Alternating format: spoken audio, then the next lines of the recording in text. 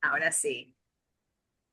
Bueno, muchísimas gracias nuevamente por estar aquí. Una semana más de Explorando el Soja aquí en Cábala Cotidiana. Yo soy Silvana Holguín, guiándoles en este viaje del alma a través de explorar este texto milenario que nos decodifica la mecánica de la vida. Así que hoy vamos a tocar, todavía estamos en el libro de Bereshit, o sea que todavía estamos desglosando y decodificando el libro de Génesis.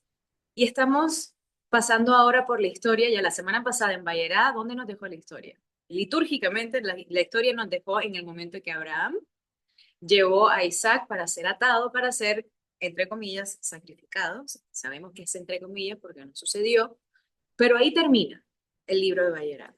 El libro de Hayé y Sara, las vidas de Sara, empieza justo en ese momento. Entonces, vamos a empezar el estudio primero con conectar con la conciencia adecuada para que podamos estar presentes con la tecnología de una manera pura y humilde a través de leer la oración del Ari. El día de hoy le voy a pedir a Tati que nos lea la oración del Ari para abrir el estudio. Muchas gracias con todo el amor. Oración del Ari, Rey del universo y Señor de todos los señores, Padre de la misericordia y el perdón. Te agradecemos, nuestro Dios y Dios de todos nuestros padres, haciendo reverencia y arrodillándonos, que nos hayas acercado a tu Torá y a tu obra sagrada, y que nos hayas capacitado para tomar parte en los secretos de tu sagrada Torá. Qué dignos somos nosotros que nos concedes semejante gran favor, que es la razón por la que suplicamos ante ti para que nos perdones y absuelvas todos nuestros pecados y que ellos nos traigan separación y que ellos no traigan separación entre tú y nosotros. Y que sea tu voluntad, nuestro Dios y Dios de nuestros padres, que despiertes y prepares nuestros corazones para amarte y reverenciarte y que escuches nuestras palabras y abras nuestro cerrado corazón a los estudios ocultos de tu Torah, y que nuestro estudio sea agradable ante tu lugar de honor, como el aroma dulce del incienso, y que nos envíes luz desde la fuente de nuestra alma a todo nuestro ser, y que brillen las chispas de tus servidores sagrados, a través de los cuales revelaste tu sabiduría al mundo, que su mérito y el mérito de sus padres y el mérito de su Torah y santidad nos apoyen para que no tropecemos durante nuestro estudio, y que su mérito ilumine nuestros ojos en nuestro aprendizaje, tal como lo dijo el rey David, el dulce cantor de Israel. Abre mis ojos para que pueda ver las maravillas de tu Torah. Salmo 119, versículo 18. Porque de su boca Dios da sabiduría y comprensión. Que las palabras de mi boca y los pensamientos de mi corazón encuentren favor ante ti, Dios, mi fortaleza y mi redentor.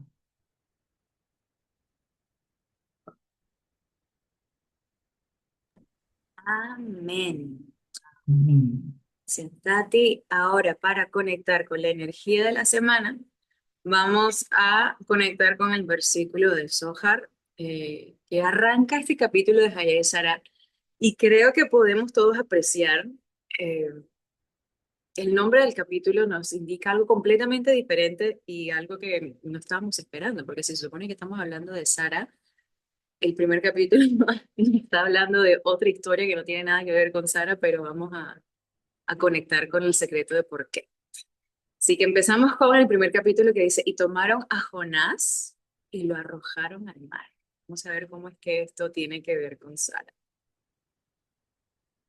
Vaihiu Hayei Sara Mea Shana Ve'esh Ve'eshchim Shana Ve'sheva Shanim.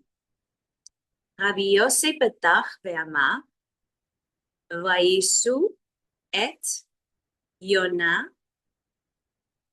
Vai Tiluhu El Hayam Vaya Amod Hayam Miza Apo Jaja It Leist Kala Maitaima Arishat Yama Alei Deyona Vela Arishat Alei Ara Kevan de Java Azeil Begindela Tishrei Alei Shechinta Yama Amai Ached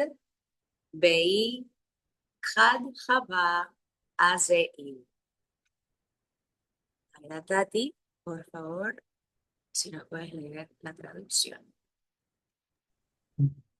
Capítulo 1. Y tomaron a Jonás y lo arrojaron al mar. Yahé Sara, versículo 1. Y la vida de Sara fue de 100 años, 20 años y 7 años. Bereshit 23:1. El rabino Yoshi abrió la discusión con el versículo. Así que tomaron a Jonás y lo echaron al mar, y el mar cesó de su furia. Jonás 1:15.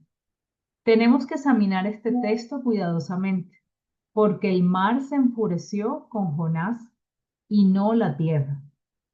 ¿Por qué el mar se enfureció con Jonás y no la tierra?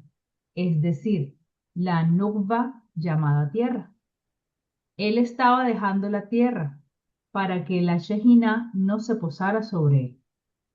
En pocas palabras, estaba huyendo de la tierra de Israel, del secreto de la nukva. Si es así, ¿por qué el mar lo atrapó cuando se fue y no la tierra de la que huyó? Muchas gracias, Tati.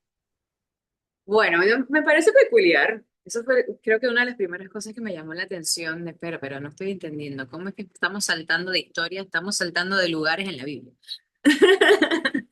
Y es un inicio a cómo el Zohar está estructurado. No es lineal, no es litúrgico, y te va a meter cositas de adelante para atrás, de atrás para adelante, cosas que no son muy entendibles, cosas que son muy locas. Hay cosas que si las leemos literalmente y más con nuestra perspectiva moderna, vamos a decir, ¿qué carajo está diciendo esta vaina? Pero una cosa muy bonita de que nos está demostrando aquí con esta relación es que el Zohar en sí no está yendo versículo por versículo sincrónicamente, sino que su método consiste en encontrar un versículo con cualquier otra parte de la Tanaj que comparta esa misma raíz. Entonces vamos a estar viendo esto mucho y a medida que ustedes mismos también interactúen con el Zohar van a darse cuenta que están el Rabbi Yossi o Rabbi Elazar, Rabbi Shimon y sus amigos que están en la dinámica de las conversaciones, siempre van a estar hablando de algún versículo de la Torá, algún versículo que se encuentra en los Salmos o en Cantar de Cantares o en Bereshit o en cualquier otro, bueno, en cualquier otra parte, y lo trae a la lección que se encuentra encapsulada dentro del libro. Entonces, es como que te demuestra la raíz espiritual del pasaje que se está estudiando y cómo va vinculado ese código en diferentes partes de la Torá, porque recordemos que esto es un código, más que una corrección narrativa, es una conexión de conciencia. Entonces, ¿qué tiene que ver Jonás con Sara? Pues estamos hablando inicialmente de las vidas de Sara, que tenía 127 años, porque Sara muere el momento en el que me parece muy interesante esta parte, porque siento que tampoco lo indagamos. eh, el momento que Abraham está dispuesto de clavar a Isaac, en ese mismo instante, el ángel de la muerte va y le chismea a Sara y le dice una mentira. Le dice que Abraham sacrificó a Isaac, que sabemos que no es verdad. Pero ese acto fue lo que causó que le diese un infarto y en ese momento falleciese. Entonces, eh, ¿cómo nos está vinculando? el tema de Jonás con el tema de Sara. ¿Cuál es el secreto que está encapsulado en este capítulo que vamos a hablar? Vamos a hablar un poco de cómo es que el alma transiciona las diferentes dimensiones. Entonces es muy interesante cómo te cambia el foco, porque la historia de Jonás, y como la conocemos, es de un niño, porque Jonás era un niño, tenía como 13, 14 años, siempre lo pintan con barba y todo, para ser un niño, que, que le mandaron un mensaje que tenía que profetizar, que se negó, pero más allá de todo eso, el Zohar nos está demostrando que en la historia de Jonás es la historia del alma, con todo, la historia de tú y yo. Y estos primeros versículos explican cuando Jonás es arrojado al mar, su alma asciende, técnicamente, ¿no? Se muere, viene a ser juzgada frente al trono y después él regresa. Entonces, el Zohar nos explica que en ese mismo acto, eso mismo sucede todas las noches con nuestras almas cuando dormimos. Entonces ahí ya empieza a desvelarnos qué es lo que sucede con el alma, cómo es que el alma se regenera, cómo es que el alma sigue creciendo y expandiendo a través de las diferentes encarnaciones. Entonces aquí en este libro no nos está hablando explícitamente de la reencarnación, pero sí nos está empezando a pintar esta realidad en donde el alma tiene como historias que vivir, más allá de la vida individualizada del avatar, del recipiente que somos tú y yo. Entonces es muy interesante cómo aquí en esta parte del Zohar nos revela cómo es que cuando dormimos, se le dice en francés le petit mort, ¿no? La pequeña muerte. Eso cabalísticamente tiene mucho sentido porque cuando dormimos el Zohar dice que es un sesentaavo, creo que se dice correctamente, es 1/60, un sesentaavo de la muerte completa. O sea, si pudiésemos dividirlo como que la transición del alma, el momento que morimos, a que estamos vivos, hay como 60 niveles. Cuando dormimos, estamos como que en el primer piso de esos 60 niveles. Pero ¿qué tiene que ver eso? Tiene que ver con que el alma asciende mientras dormimos para recibir información, para poder rectificarse, continuar la misión, tararara, y después regresar, ¿no? Entonces, nos damos cuenta rápidamente que más que estudiar a Jonás, estamos estudiando la relación que tiene el alma con el cuerpo. Y eso es la forma que entra en el concepto de lo que tiene que ver con Hayel Sarah. Porque aquí hay un hilo invisible que ata estas dos historias. Y tiene que ver con cómo después de la muerte de Sara, o sea, perdón, cómo empezamos a tocar los temas de los viajes del alma, nos empieza inmediatamente a hablar de cómo es que Sara muere. Y, y en ese proceso nos habla de cómo es que Abraham ni siquiera lloró. Habla de qué fue lo que hizo Abraham después, el proceso de buscar su lugar de sepultura en la cueva de Mejpelah. Entonces nos habla de que pues, la muerte no es el final de la historia, sino una transición del alma más.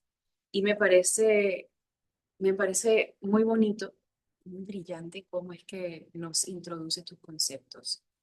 Eh, Hablando del recorrido del alma, que hablábamos de que íbamos a estar como aglomerando a lo largo de las semanas. Eh, si en Bereshit hablamos de la creación, con Noah hablamos de perseverar esa creación, con Lej Lejá hablamos del despertar del alma individual cuando Abraham se despierta de su realidad. En Vayera son las pruebas que pasan ese alma para poder convertirse en un canal de la luz, pero en Hayei Sara aprendemos qué es lo que permanece cuando la vida termina.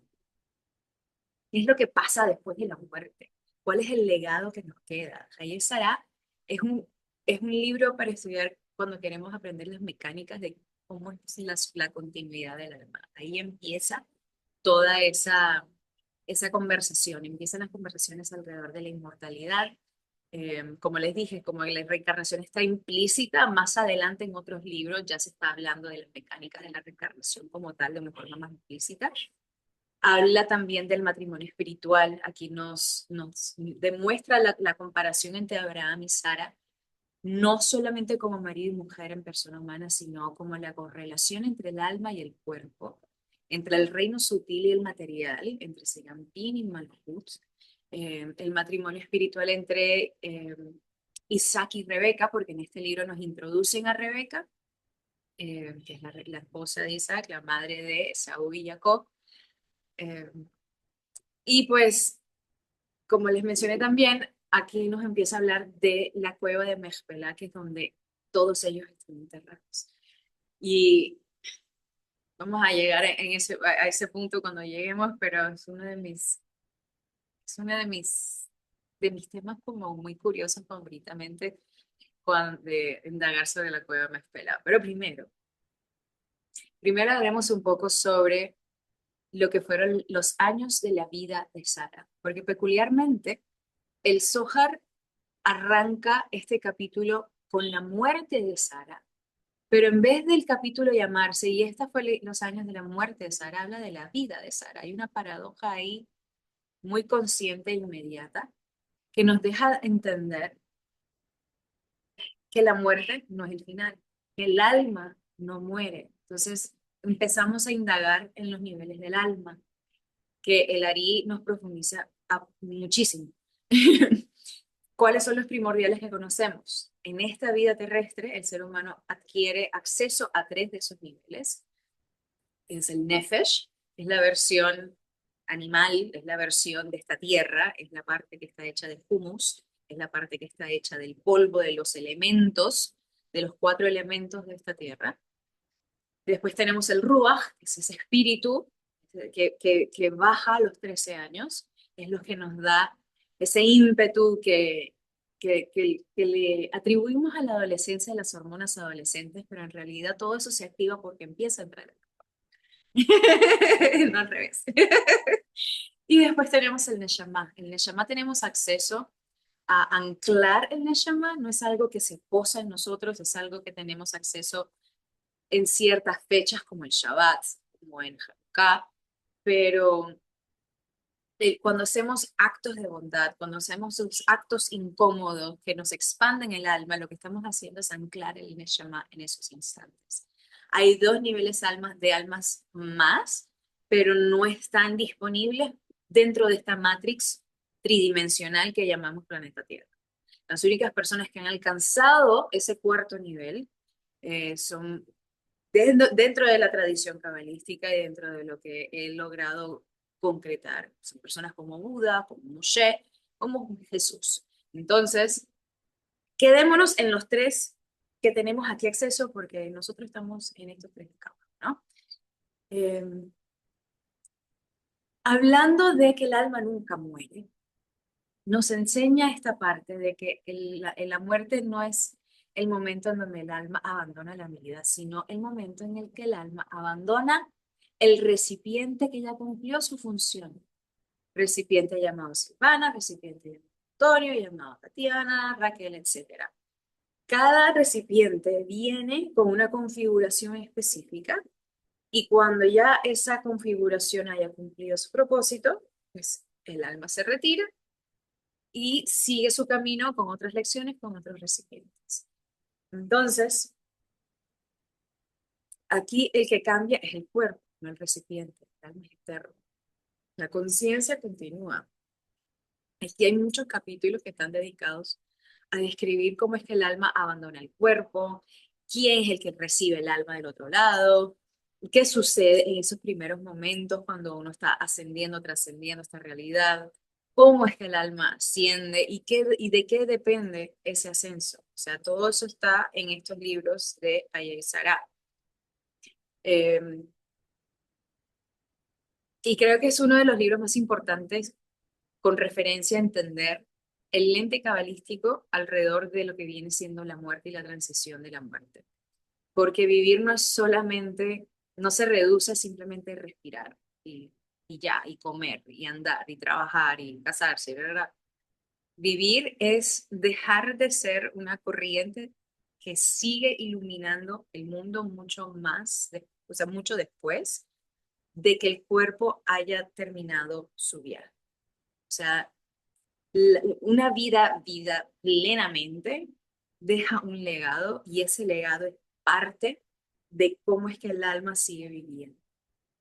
Hay una parte que nos menciona que por eso, y lo vemos en diferentes culturas, por ejemplo, como en México, que tenemos a Antonio aquí, que tiene en la cultura de que cuando viene el Día de los Muertos, se recuerdan a todas las personas de la familia, tenemos todo el altar con todas las fotos. ¿Por qué? Porque la memoria, el recordarlos es lo que les mantiene vivos. Y eso es en esencia es un principio muy cabalista.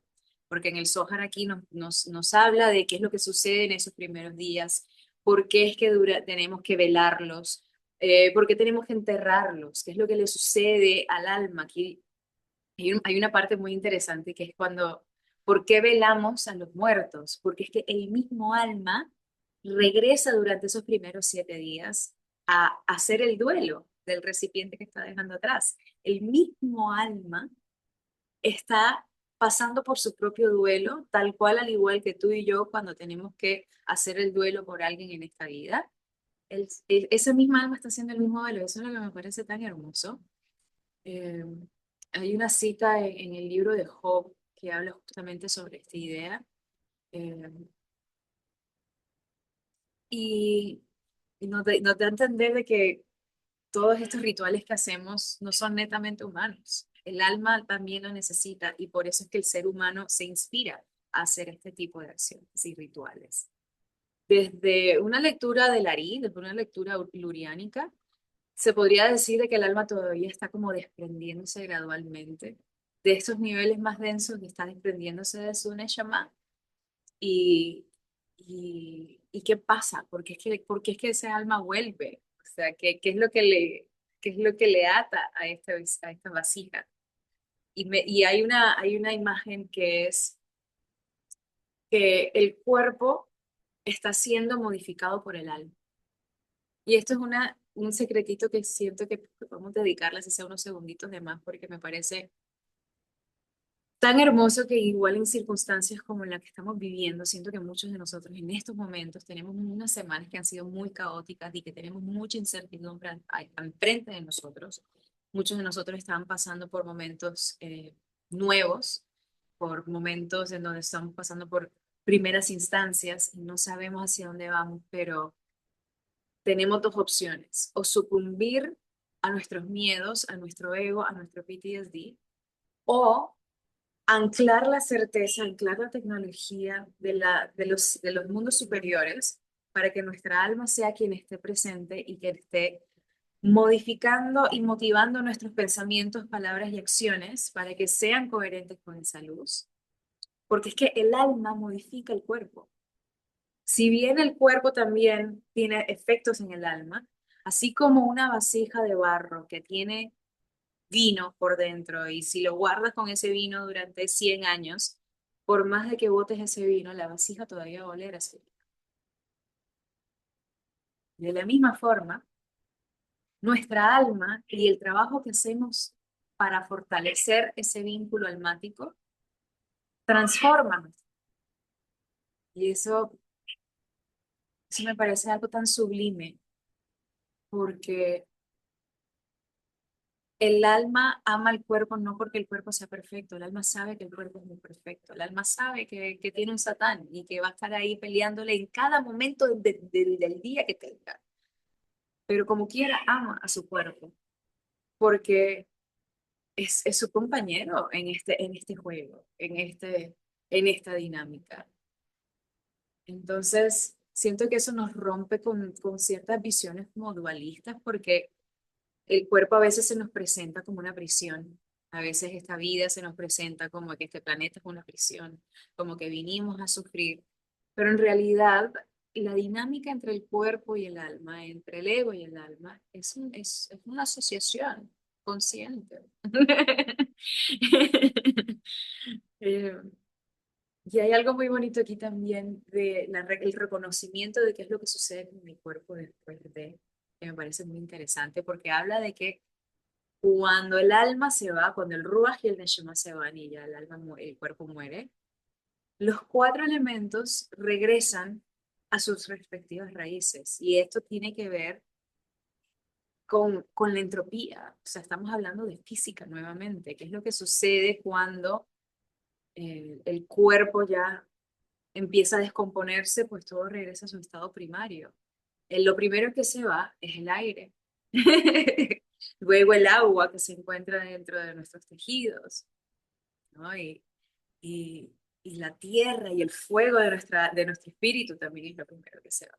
Pero entonces todo está ahí, los cuatro elementos están ahí presentes en todos nosotros y cuando nos vamos, del polvo vienes, del polvo regresarás. El Ari aquí nos trae una lectura de que tiene que ver con que se anticipa como a la idea de que toda forma física vuelva a descomponerse en sus componentes fundamentales. Y, y mientras que todo eso se queda aquí regresando, una llama sigue y vuelve a reencarnar y vuelve a seguir en diferentes mundos y en diferentes dimensiones y la historia sigue. Y, y también hay una parte que me pareció muy importante, muy interesante y es que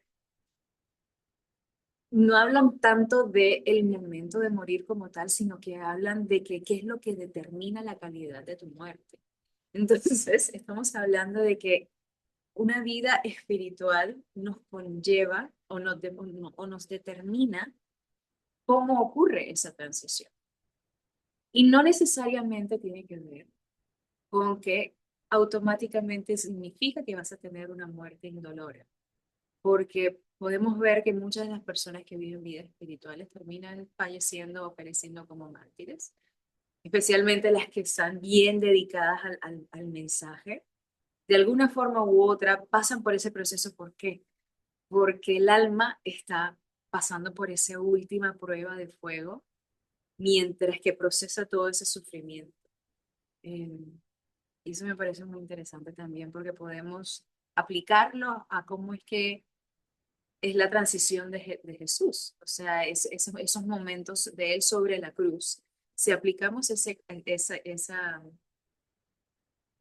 principio de la calidad de la muerte a través de la vida entregada a la divinidad, siento que es, es un balance muy interesante, porque incluso ¿no? Hay otro contemporáneo de Yeshua, que es el Rabí Akiva, el maestro de Rabí Shimon, que según la tradición cabalística es la persona más elevada que ha vivido en toda la existencia, y hay muchas personas cuando hay personas que empiezan a dudar de la existencia, de si Jesús en verdad existió o no, es porque hay personajes contemporáneos que se mezclan y Rabbi Akiva es uno de ellos.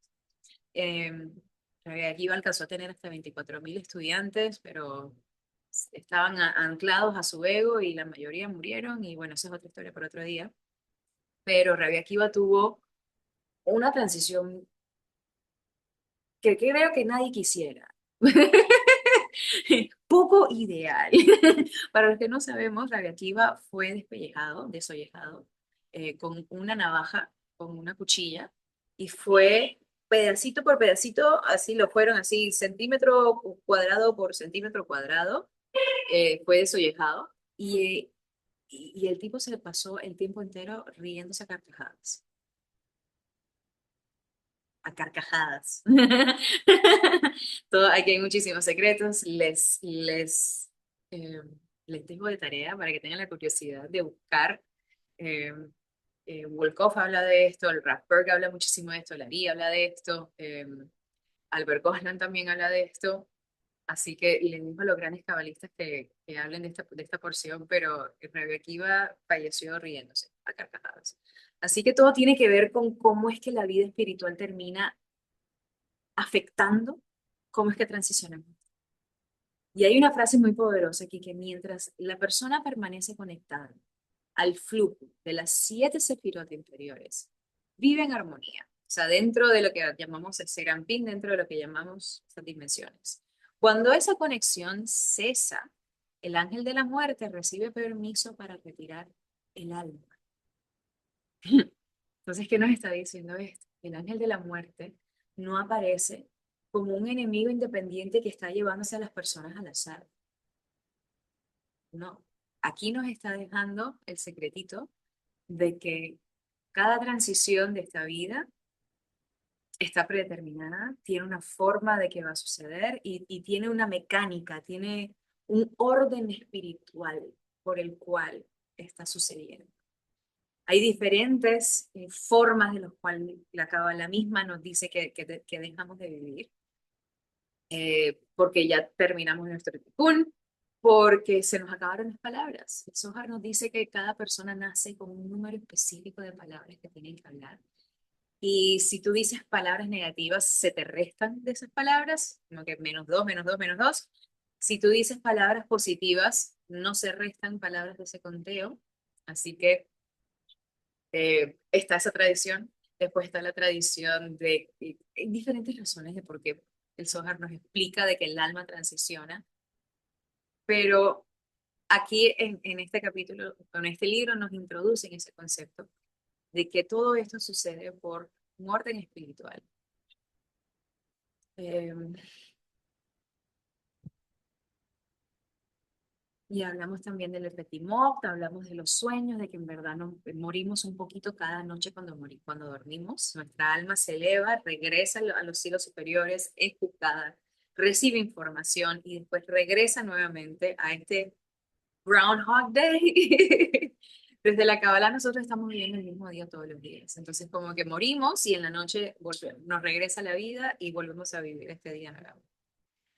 Así que ahí, ahí podemos ver que la muerte en sí no es un castigo, sino parte de cómo evolucionamos en esta vida. Ahora vamos a hacer un pequeño switch y hablemos de uno de mis temas que me parecen muy interesantes y muy favoritos dentro de nuestro concepto. Porque hay muchas capas. Hay muchas capas. Eh, Hablemos primero que físicamente, ¿qué es la cueva de Mezpelá? La cueva de Mezpelá es la, el espacio en donde se encuentran enterrados Adán y Eva, Abraham y Sara, Isaac y Rebeca, y Jacobo y Lea. Jacobo tuvo otra esposa, Raquel. Raquel está enterrada en el camino, porque eso tiene otra, y después hablaremos de Raquel. Pero peculiarmente, no es solamente una cueva en donde estos grandes humanos fueron enterrados, es un portal. Entonces el Zohar nos introduce el concepto de los portales en este planeta Tierra, en esta simulación tridimensional que llamamos Matrix. Por eso es que me encanta indagar un poquito en este tema. Entonces empecemos. Eh, ¿Dónde queda la cueva de Mezpelá? Queda en Hebrón, que queda en Jerusalén. Hoy en día eso significa que está del lado de Palestina.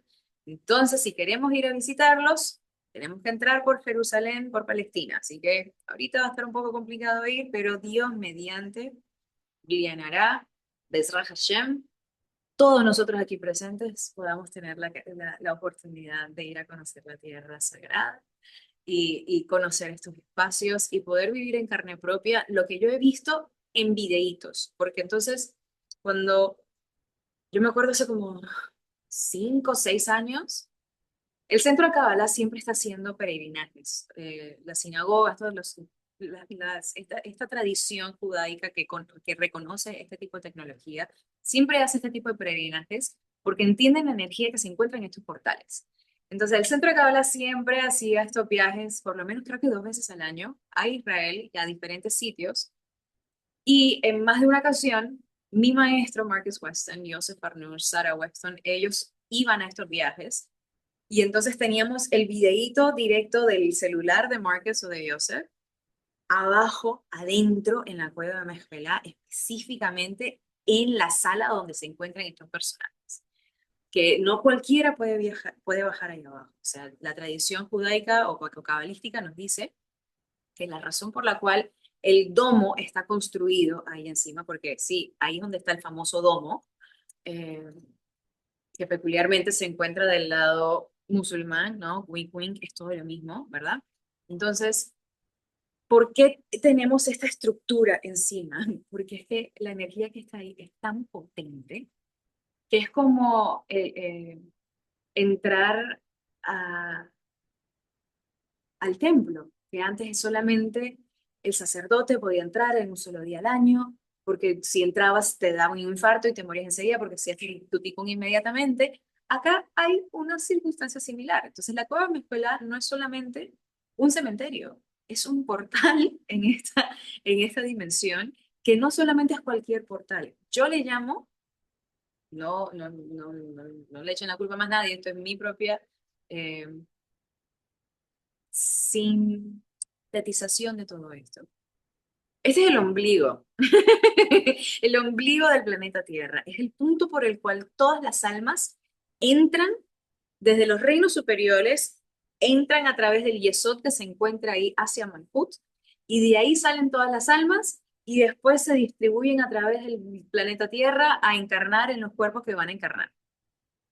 Entonces, es la entrada al jardín del Edén.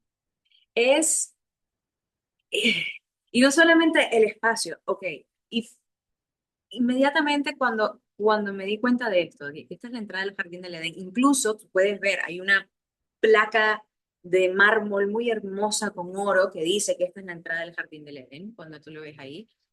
Y dije, claro, por eso es que hay tanta guerra alrededor de este espacio, por eso es que no hay paz alrededor de este espacio, porque obviamente alrededor de este espacio que es el, la emanación de luz más pura, pues se va a reunir toda la negatividad alrededor.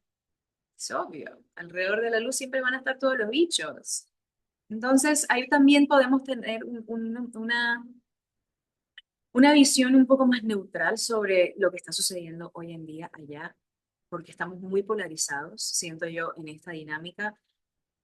Ambos lados, en mi opinión, están erróneos porque ambos lados buscan culpar al otro, ambos lados buscan victimizarse ante el otro y ya una retórica en donde estamos polarizándonos, en donde hay un malo y un bueno, ya de por sí yo siento que estamos perdiendo. Si bien no quita que lo que está sucediendo es atroz, lamentablemente el alma vino a experimentar ciertas cosas y las almas que se encuentran en esas dinámicas pactaron vivir en esas dinámicas. Puede que no sea justo para entenderlo desde un lente humano, pero por eso es que los misterios del alma son misterios. Por eso es que los misterios del alma son ajenos a la mente humana, porque no estamos diseñados a entenderlos. Entonces, para esto quisiera aprovechar un recordatorio. Si no está en tu día a día, si no está enfrente de ti, no está sucediendo. Es parte de la simulación y es parte de lo que está sucediendo para otras almas, pero no permitamos que las proyecciones de las otras personas que están en la polarización terminen polarizándonos a nosotros, ¿vale? Entonces,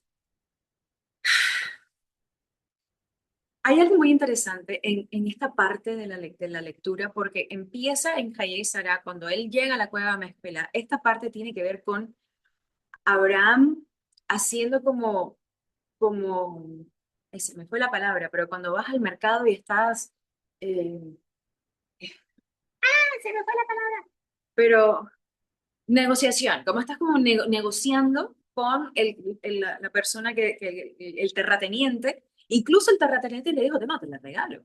Y Abraham, reconociendo y sabiendo la verdad del pan de la vergüenza, sabía que él no podía tomarlo de gratis. Él sabía el valor que tenía esa tierra y sabía que tenía que pagar por ella.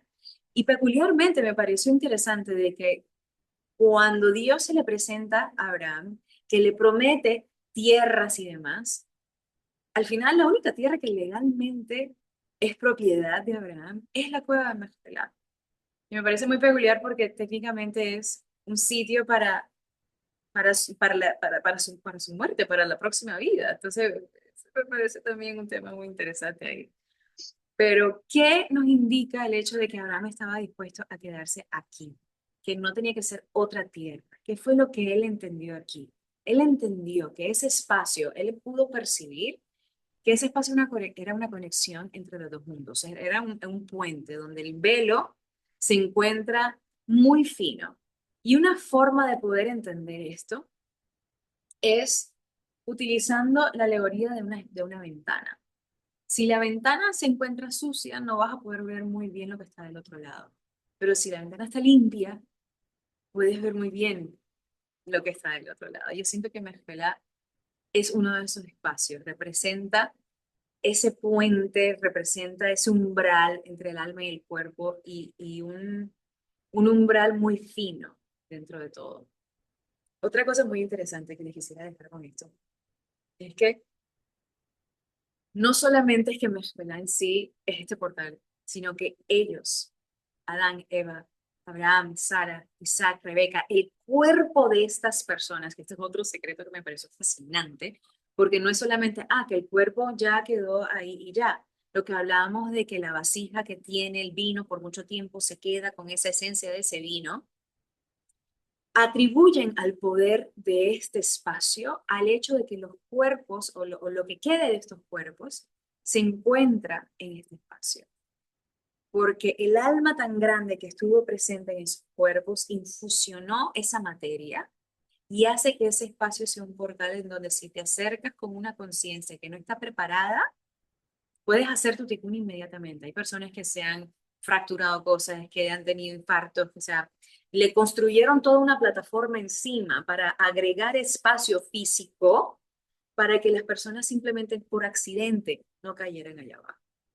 Eso nos dice algo, y eso no es algo que esté inventado, eso es algo que podemos ver hoy en día porque podemos buscar Hebrón, la cueva Mezpelá, y vemos ese gran domo que siempre vemos en las fotos.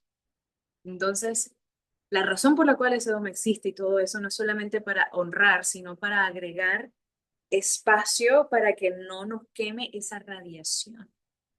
Y aquí nos revela algo muy interesante de la naturaleza de nuestros cuerpos, de nuestra alma, de lo que sucede después de la muerte. Me parece tan hermoso que incluso la forma que Abraham logró discernir que era ahí era porque él olió al jardín del Edén.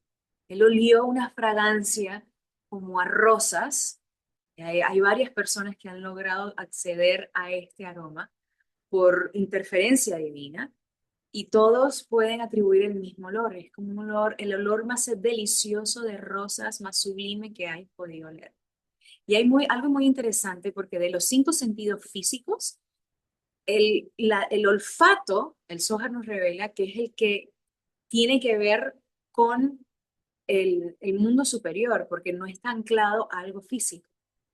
Y bueno, eso también es otra de las ópticas que me parecen muy interesantes de cómo se mezcla todo esto. Y déjame ver aquí alguna notita adicional. Listo. Vamos entonces con el cierre de hoy, con la reflexión que les quiero dejar. Con todo esto que hemos hablado de lo que sucede con la vida después de esta vida. Si supiera que mi verdadero legado no son mis posesiones, sino la luz que yo revelo cada día, ¿qué cambiaría en la forma en cómo estoy viviendo el día de hoy? Si yo supiese que mi alma va a afectar mi legado, que mis acciones afectan mi legado, ¿cómo yo cambiaría o qué acción en mi vida cotidiana cambiaría para que eso, para que mi legado sea uno de luz, uno más bonito, uno que perdure? ¿Y qué estoy haciendo en mi vida cotidiana para convertirme en ese lugar donde el alma y el mundo físico se encuentran y donde la luz puede manifestarse a través? Les dejo esa reflexión para esta semana, para que podamos conectar con el hecho de que vamos más allá de este mundo físico, somos más allá de simplemente un cuerpo. Estamos tocando la tecnología del alma de cómo es que cada acción que tenemos va a repercutir cuando ya no estemos. Ayer Sara nos recuerda que la vida no se mide en el tiempo que permanecemos aquí en este mundo, sino en la luz que logramos revelar mientras estamos aquí. Aquí Sara parte físicamente del mundo, pero el libro entero habla de la influencia que deja. Abraham enfrenta su pérdida. Incluso dice que Abraham no llora. ¿Por qué? Porque él entiende que Sara está en un sitio mejor y que todo, y que su muerte ha llevado a la activación de una siguiente etapa. Entonces, ya quisiera poder, ya quisiéramos cualquiera de nosotros aquí, meros mortales, que cuando alguien tan cercano a nuestras vidas, ya sea un padre o madre, la pareja o el hijo, Dios, Hasbe Shalom, que cuando esa persona parta, ni siquiera lloremos, porque estamos tan anclados en tanta certeza en saber de lo que está sucediendo en ese momento, que el duelo se vive de una forma completamente diferente. Él empieza inmediatamente a construir el legado. Isaac inmediatamente después encuentra a Rebeca y la historia sigue avanzando. Aquí nada termina realmente. La luz solo cambia de recipiente. Sara se va físicamente, pero su luz es lo que termina guiando los acontecimientos que siguen. Y quizás el mayor secreto de este libro es que cada pensamiento, cada acto de bondad y cada momento en que elegimos responder desde el alma deja una huella que transciende nuestra propia existencia. Deseo que esta semana podamos todos vivir con esa conciencia, sembrando que hoy la luz que continuará iluminando mucho después de que ya nosotros no hemos estado en este mundo, mucho después de que ya hemos seguido, de que el alma siga con su propio viaje. Así que con estas les doy muchísimas gracias por estar aquí el día de hoy, conectando con la energía de Jaya Sara. Nos vemos la semana que viene para seguir explorando el Zohar.